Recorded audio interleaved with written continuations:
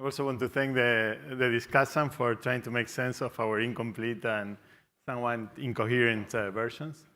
Also, it's a bit of a we don't have anything about a flattening Phillips curve. So anyway, we'll try to make the best out of it. All right, so, and this works. You press it and it goes. Oh, cool. All right, so basically, this is a very modest kind of paper in which we're going to show you some maybe kind of three kind of interesting plots on a different experience about large, what we interpret as large cost shocks, and kind of what was the effect on them in terms of price settings. So it's just to get the right expectations. And so I'll give you a little bit of the review. And this is kind of relatively recent data. We have some papers with Andy Neumayer, my co-author, looking at experience of really hyperinflation and then price stability. This is actually a more recent period. And also I need to explain something about the data because a lot of people are distrustful about data from the latest period from Argentina. So I'll explain kind of the type of large price changes, really a step up kind of changes on public utilities and exchange rate policy, and I want to think about the effect on inflation. I'm going to use really not even a general equilibrium model. There is a general equilibrium model in the paper, but it's super basic. Mostly kind of what the talk will be is about something that I would think that there are increases in cost and how much goes like right away to prices or later on. And the difference being some sort of maybe markup. Okay, so that's just to set expectations. And kind of the interest, it was kind of mixed. Andy at that time was chief economist of the central bank. He needs no disclaimer now because he's no longer the chief economist of the central bank. And you know, he was interested in policy. I'll tell you the instance in which this happened. I was also interested in a way of disentangling kind of state and time-dependent models and whether large versus small shocks could be informative about that. So that's kind of our different sort of motivations. So I'll give you some kind of background on this sort of situation in Argentina and these sort of prices.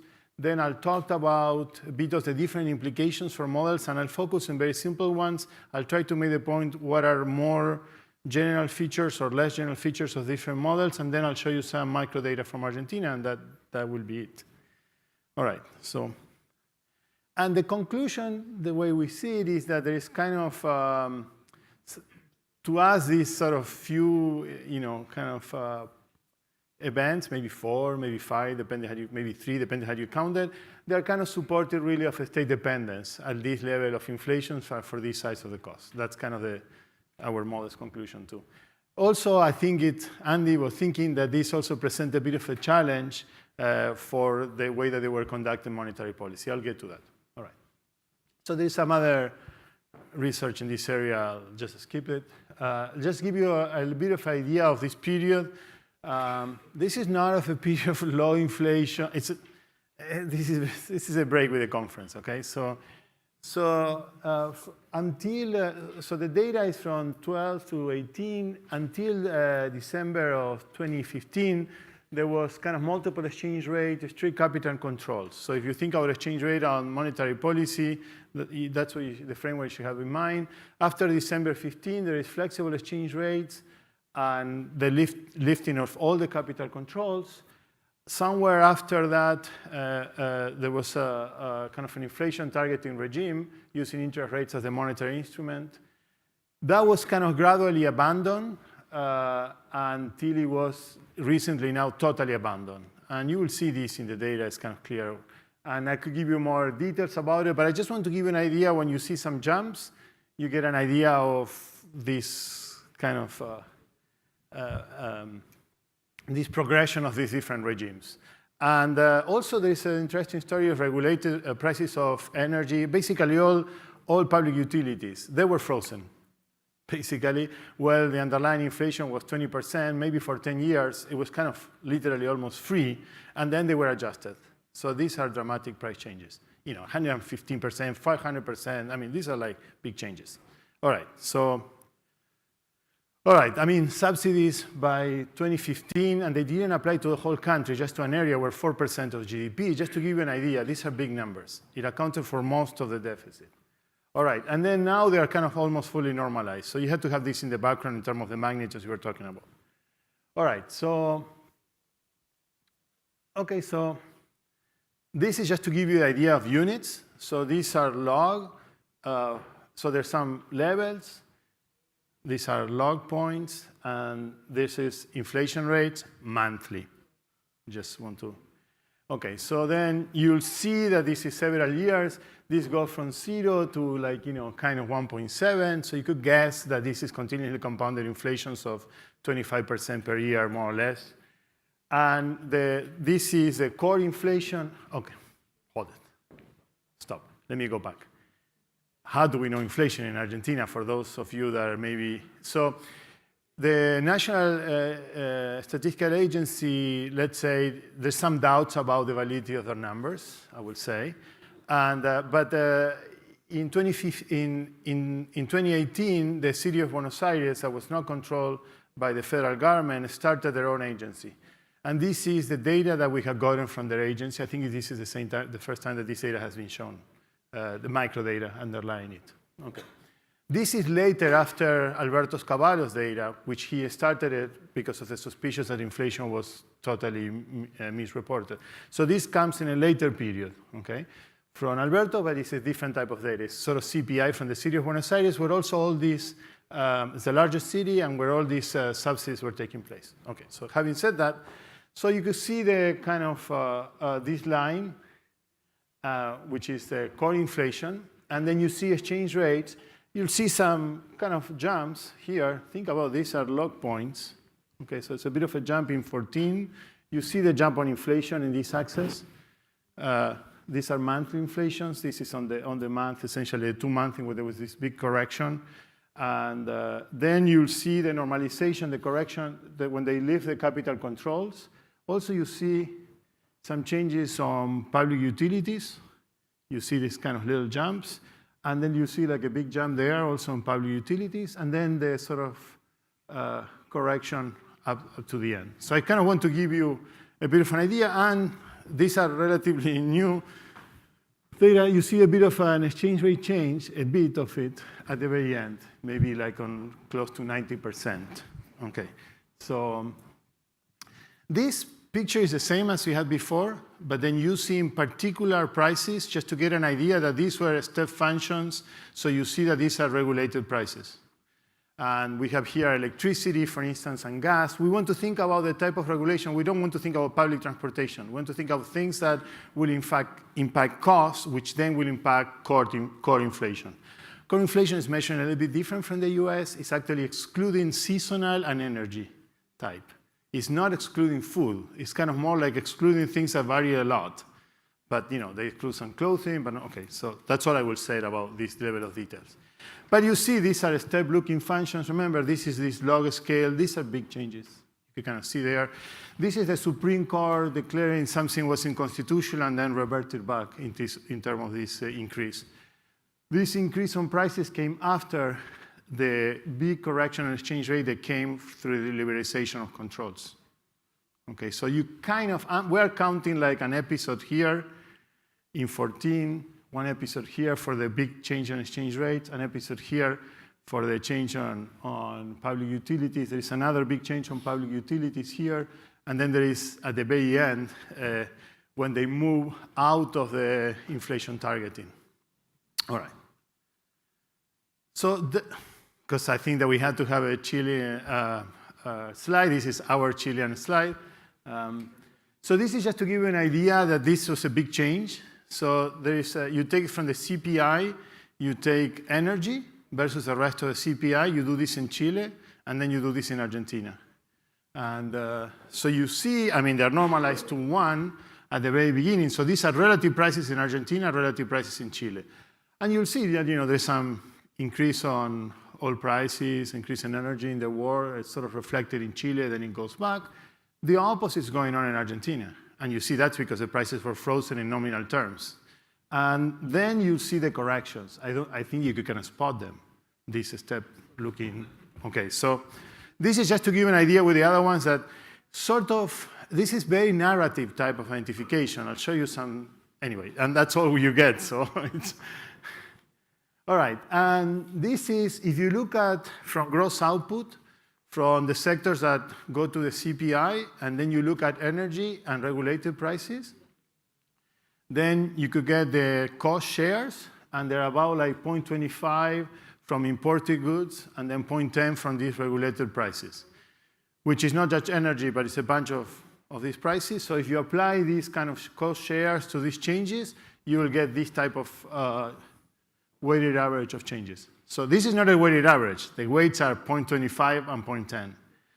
And after April 16, there is again National Statistical Agency, so we could look at wholesale price index. You'll see that it has the same type of spikes 1 month after, a little bit bigger, because we're probably leaving a lot of other items. I just want to give you an idea that it's not that crazy to think of this as cost changes. Changes on exchange rate, 0.25 plus 10%, changes on regulated prices. All right, so that's my little, so I'm gonna take these cost changes, and then I'm going to use them to think about what happened with inflation in this. And I want to kind of think about comparing some sort of state-dependent models with some sort of time-dependent models, okay? I'll go back to this data, and then I'll think about how it impacts in the models, then show some pictures on the models, then go back and show you something from the microdata underlying the CPI, okay? All right, so my own interest, I'm not trying to, but my own interest was that if you look at small shocks, if you look at time-dependent and state-dependent models, they're sort of, to me, remarkably similar. Because it is true, for instance, that if they have different frequency of price adjustment, they look different. But if you control for that, and if you control for kind of the shape if you control for some statistics, such as the shape of the distribution of price changes, as well as the frequency, the impulse responses are essentially the same. So this is, okay, so I'm making a claim that that's kind of true. There's some sort of like, and this is not a tiny set of models. It will be kind of some state-dependent models of the type of an SS model, maybe multidimensional versions, maybe like a Calvo Plus model, models that have some form of sales. So this is a reasonably large class of models.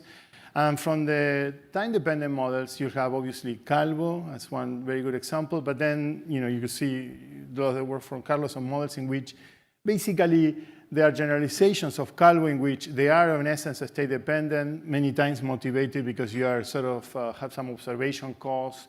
So they are kind of different models. They kind of obey that the area under the impulse response for a small shock obeys this formula. So in some sense, kind of looking at some version of how this, whether price changes are sent, okay, so what I'm saying, individual price changes. So you take in the models the steady-state distribution of price changes and measure its kurtosis. You take in the model the frequency of price changes, you measure that, I call that N. Take the ratio, divide by 6, multiply by the size of the shock, and multiply by the supplied elasticity that comes from other parts of the model, then you get the area of the impulse response. This is something that I and some other co-authors are working, some other papers, and anyway, this is my own interest, so I'm just telling you, sharing with you the reasons why I was interested in this. All right, this is some sort of theorem that holds for models when there are small shocks. Okay, and my interest was on this sort of difference between time-dependent and state-dependent. You could see what was the interest of my co-author that was on the central bank at that time. And then we started gathering the data because we saw the experience in 14. He started in the central bank in 15, and we're saying these things are going to come, the liberalization of the exchange rate, the public utilities, and they had to think about what they will do with inflation targeting. Are these costs something that you had to be extra, vigilant and maybe do like more restricted policy or not? Okay, so that's just the reason why we got interested. All right, so these previous results is for small monetary cost and also around zero inflation. Even though I guess we showed that the derivative of this object with respect to inflation at zero inflation is 0. So this is something that should be true even for moderate inflations. Okay, so having said that, now I want to kind of then compare, first think about what happened in models that are time dependent and state dependent. And essentially in time dependent models, whether shocks are small or large is the same. Think about Calvo. So you have a shock, and then what is important is the time that has elapsed. If the shock is large or small, the fraction that people adjust is the same. How much you adjust, if the shock is twice as much, you adjust twice as much. So that's a bit of a hallmark of a model from, if you think of models of time dependent that way. It's not so much the fact that it has to be a constant hazard rate. It's just the fact that it kind of depends on time. So, if the shock is twice as much, you react twice as much at every frequency. If the shock could be kind of complicated in terms of in the expected values in the future, but if it's twice as big everywhere, you have the copy that is twice as big. That's kind of a feature of this model. If they are time dependent, if they are state dependent, when the shocks are small, as I try to say with this formula, they're kind of similar. But if the shocks are large, they are not. So first I will try to explain this. I think that this is not totally appreciated in the literature. So I think that's kind of a good thing to do. And then through this, you'll see that large shocks give you a way to disentangle between the two types of models. So I hope to be clear on that. And then show you this, what happens when there were these large shocks. So that's, all right. So some statistics I'm going to look at will be kind of frequency of price changes. I'm going to call it lambda plus and lambda minus. And size of price changes, average size when there's increases on prices, as average size when there are decreases on prices. So you could think about inflation being like the fraction of price increases times the average size minus the fraction of price decreases times the average size. Okay, and I want to compare this small versus large shocks. And also I want to think about high and low inflation. And this is sort of median inflation, I will say. Because remember, I'm thinking from the point of view of Argentina, 30% it may look large, but like 1,000% is a bit larger. So then this is like, and then I want to think in terms of the models. What did it mean? 30%, is it similar to 0 or is it similar to infinity? Okay, we have some theorems or something. So let me just skip this. I think I have said it. So I'm going to show you a set of pictures from models and then something from the data. So I want to think about an increase in cost I'm going to call delta, which is on the order of 10%. 10% is large. If I show you again the picture before, the increases in cost were on the order of 5%, 4%, and at the very end of our sample, the last one is on the order of 10%. I want to exaggerate on this just to make some pictures kind of easier to read. Then I want to think about a country that is going on through a 30% inflation, roughly is what's going on in this period. In fact, I'm erring in the large side. Every time that erring is, and I put in all these very round numbers so you get an idea of how exact these things are, okay?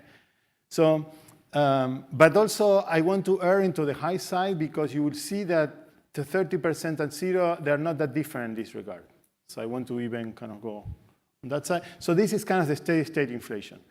And to compare that, then I want to see also shocks on the order of 1%, which is a large shock, but much smaller than 10%. And also I want to think of inflations on the order of 3% and 300%, just to show you kind of what the economics behind it, what will be different, what is it you should expect to be different, and I'll show you sort of what happened in this experience, which looks more like 10% shock in an economy that is going through a steady state of 30% inflation, okay?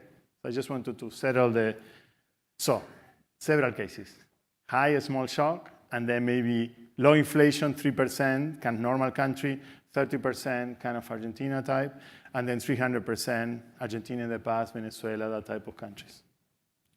All right.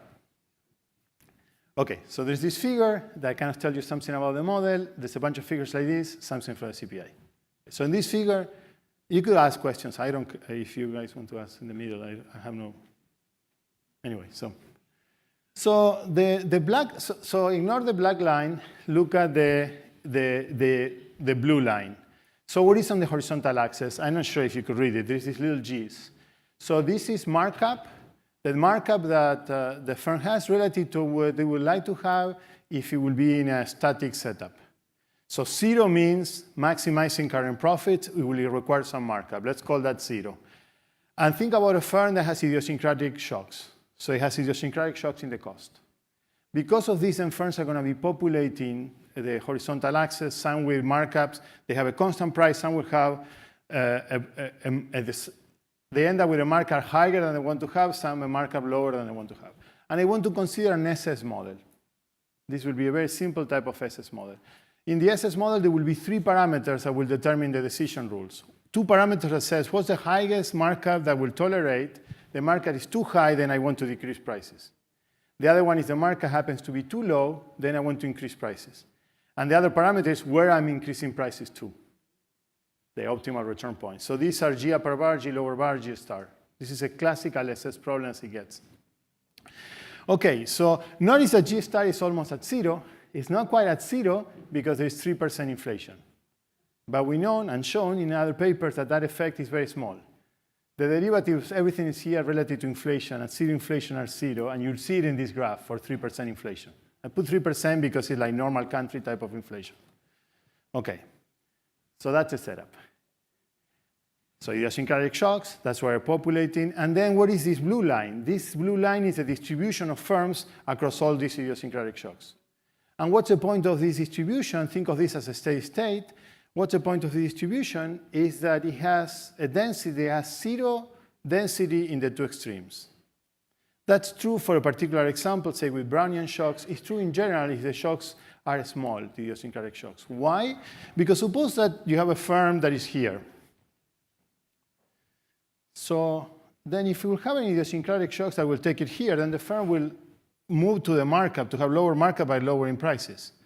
On the other hand, if by naturally the idiosyncratic shock moves inside, it will not do anything. So roughly half of the time is being reallocated here. These are points that are hard to get mass on.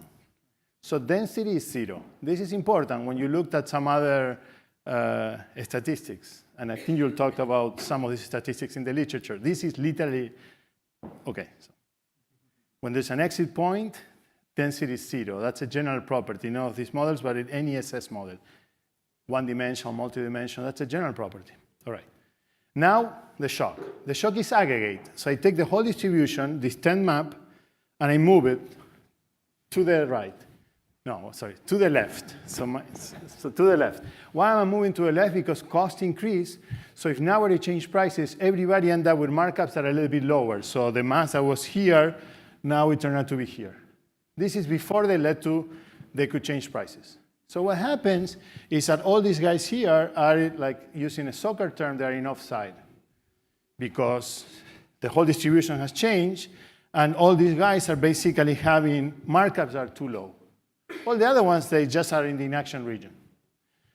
So the red area is the number of firms that will adjust immediately. Okay? So why they will adjust immediately? Because they are inside of the optimal SS band. And what's this distance? Is the size of the shock. And what is this area? Is the area of a triangle. This triangle is not important. What's important is it's sort of a triangle-looking object, with base is the size of the cost, say 1% increase in cost, and the height is whatever is the slope times the height, and the area of a triangle is base times height divided by 2, so it's of the order delta square. So when delta is small, this is very small. So if you take the derivative of this object with respect to delta, delta equal to 0, you get 0. There should be nobody should expect in an SS model when there is a small shock, there is a reaction of the frequency on impact. That's why these models shouldn't be that different for small shocks than a time-dependent model. I don't think that this is totally understood. It's a feature of these models. Okay, fine. All right, that's a point. Other point I want to make is notice that these differences, this distance is the size of the price decreases. This distance is the size of the price increases, which here they are kind of very symmetric. All right, let's do a 10% shock. Notice that in the previous example, increases and decreases were both on the order of 10%. I'm going to move the whole distribution 10%. So I'm going to have roughly half of the distribution in offside. And all these ones now will adjust immediately. So you see that for a large shock, this is no longer the case. it is true that it's of order delta squared, but now delta squared is a big number. And you'll see that in this example, if the shock is 10%, and if the average price increases were 10%, you got roughly has half of the firms changing prices on impact. That will be the prediction of the model. Also, you will have that immediately you depopulated the left-hand side, so there will be no price decreases. So frequency of price decreases should tank, at least immediately. It will repopulate instantly also. And then frequency of price increases should jump up. Okay? So these are the predictions. Now, what's going to happen with the price level? Well, all these guys are changing, but they're kind of changing they're changing to the middle. So it's just that now the next moment, the distribution is going to be very heavy towards everybody being at risk of increasing prices. Okay, I'll show you what happens and show you the data. Before that, let's move to 30% inflation. The picture for 30% inflation is different in two regards. First of all, it's sort of a bit more, there's more mass in lower markets because you're traveling towards there. But still there is a triangle because the density is still 0 at that point. So you should expect this even for moderate inflations because there is an exit point. So as long as you don't travel infinitely fast, as long as you're not in a hyperinflation, I'll show you. I won't be able, there's 75 there slides because I had data even from the time of hyperinflation. I won't have time to it. If there's interest later, I'll show you. There you're traveling very fast. But 30% inflation, you have the same type of picture. The other difference is that notice that G star, the optimal return point, is no longer at 0, it's to the right of 0. This we know. Certainly from Calvo, we know it. You try to get ahead because there is a steady-state inflation, which means that now when you have a shock, the mass point is not going to 0, which is kind of will be the average, but are going to get ahead. So that maybe this will give you an overshooting. Not only price flexibility, you probably even overshoot with this. Show you the model, show you the data later. Okay. So the point of this is not that different. This is for 1%. This is for 10%. Again, so same picture. Okay. So this is 30% inflation, 1%. Okay. This is like very high inflation. I don't have much time to talk about, but this is just to get an idea what happened when inflation is 300%. When it's 300%, this model converges to Szczeciński and Weiss. Szczeciński and Weiss is a model without idiosyncratic shocks. Yes, because the aggregate shocks swamp the idiosyncratic shocks. You could actually mathematically show that this converges to this one, and you see this in a picture, 300%. The model was calibrated to 30% and to the inflation of 30%, but you see that if you keep the same parameters and you make it go, there's a theorem that tells you that it goes to Szczeciński and Weiss. This is a picture that says it goes to pretty close to Szczeciński and Weiss. And while this is a triangle, it looks a lot like a rectangle now. And the area of a rectangle is not delta squared. Okay, it's proportional to delta. And this actually converges, the effect on this converges to coupling and spillover.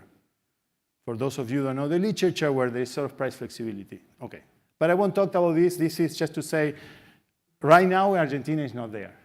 Who knows? But as of now, that's kind of not the case. It's more than 30%. All right. I'm sorry. All right, so this is 0% inflation, small shock. Look at the jump, and then this will be what happened with the price level. This is 10%.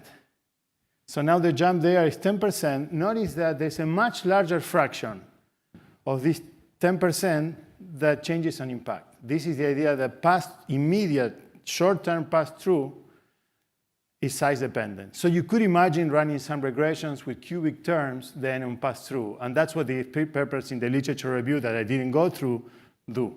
And I'm telling you why. This is for zero inflation. That's just the model, okay? But when you have higher inflation, that's not the case. You converge much faster. This is the same picture with 30% inflation and 1%. And also you don't see it, even though the horizontal axis is the same because it's swamped by the trend. And if I do like a 10%, you get an overshooting. You get the idea why you get an overshooting. You get an overshooting because the optimal return point is you're trying to get ahead. So essentially, you're going to get price flexibility at 30% with a 10% change. Okay, that's all I want to say. Okay, so let me just show you one more picture. The shark fins.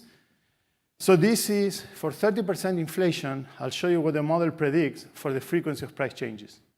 First of all, the frequency of price changes, even though the size of price changes, they were very similar at 30% inflation, and there's some sort of theorem there that the derivative of the size of price changes around 0 is 0. But then when you go to 30%, but the frequencies change. And the frequencies increase a lot, frequencies decreases a lot. That's what happened before the shock. And after the shock, what happens? There is the impact. Now, why this figure is smooth? Because I take in 1 month average to compare with monthly data, which I'm going to show you now. So that's why it's smooth. Otherwise, you'll see a Dirac, a jump infinitely high up for a second and then coming down. But since I'm going to show you monthly data, I want to do average of this. So notice that this one goes down, but not by a whole lot. Well, I don't know. There is this guy. Whatever. This guy goes down, but a little bit. This comes a lot, and also they're very different, the levels. But if you have a large shock, this was a small shock. If you have a large shock, you just have the huge impact, and that's all you will see in the model. As we predicted, because you will be, say, roughly 30% of the firms changing prices. Okay. So this is the average size of price changes and the inflation rate through this period. So first of all, you see that the average size of price changes is quite similar for increases and decreases, just as the model will predict. And you see that the blue line, which is the average size of price changes, goes up, spike up in all these events. The theory says that it should spike up by an amount that is how much the whole distribution went down. So typical price change is 10%, plus whatever is the shock, roughly half of it, because some firms are going to be on the end, some firms are going to be very similar to it. It's roughly the order of magnitude in which the spikes of the size goes up. And certainly cannot explain the whole spike of inflation. As you could see the spikes of inflation at the bottom, so you already know that frequencies are going to spike up. Also, you see that subsequent to that, and this is core inflation. This is not just automatic because energy went up.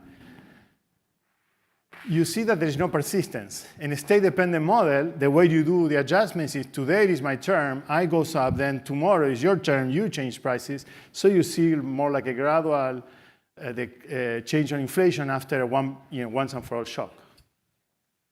You also see, okay, so you see that in all these effects. Look at the very last one. It's super interesting. I'll talk more about it. This is the same picture. If I show you the cost pushes, let me not do it because I don't have a whole lot of time.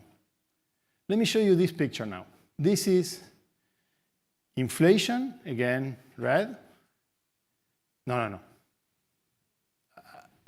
Go back. Inflation, green, red, frequency of price decreases. And then on blue, frequency of price increases. Frequency of price decreases doesn't really change much. I'll show you that in the theory it will change very little. Essentially, it has to have a little decrease at the very beginning because it gets depopulated, but it gets populated immediately. I think this is the biggest departure, although it's not a big departure in my opinion, but I just want to make sure to point it out. Second, you clearly see the spikes on price increases, and it happens when there's the spikes of inflation. Just to give you the magnitudes, remember inflation is measured in the right-hand axis in percentage per month, and on the left-hand axis, instead of measuring like in the model I did on annualized number of price changes, which I think is a nicer measure, I measured this in frequency of outlets that change prices on that month. So for instance, right now, you can't really see it here because everything looks like a vertical line, but it's 62% on the last uptick from September, okay? So 62% of stores change prices upwards. Another thing I want you to see is that the frequency of price changes, the frequency increases, in average, is roughly 4 times the frequency of price decreases. That's exactly what the theory predicts when there's positive trend inflation. It predicts that the changes is not on the average size, but it's on the frequency. Okay, and that's exactly what you see. Okay, so let me just conclude. So what do we think? We think that roughly speaking, for this very large shock, well, are these cost shocks? I mean, we interpret it as cost shocks, and they're certainly very large. That I think there is no discussion. we think that qualitatively kind of state-dependent models give you like a good idea what happened, and essentially it looks like almost price flexibility, okay? And you could see, okay, so for me, this was kind of interesting to think about sort of settling models. You could also see what will be the challenges of IT on this type of environment. And for an Argentinian to finish at 0, this is like a new record. ¿Te puedo usar esto para escribir?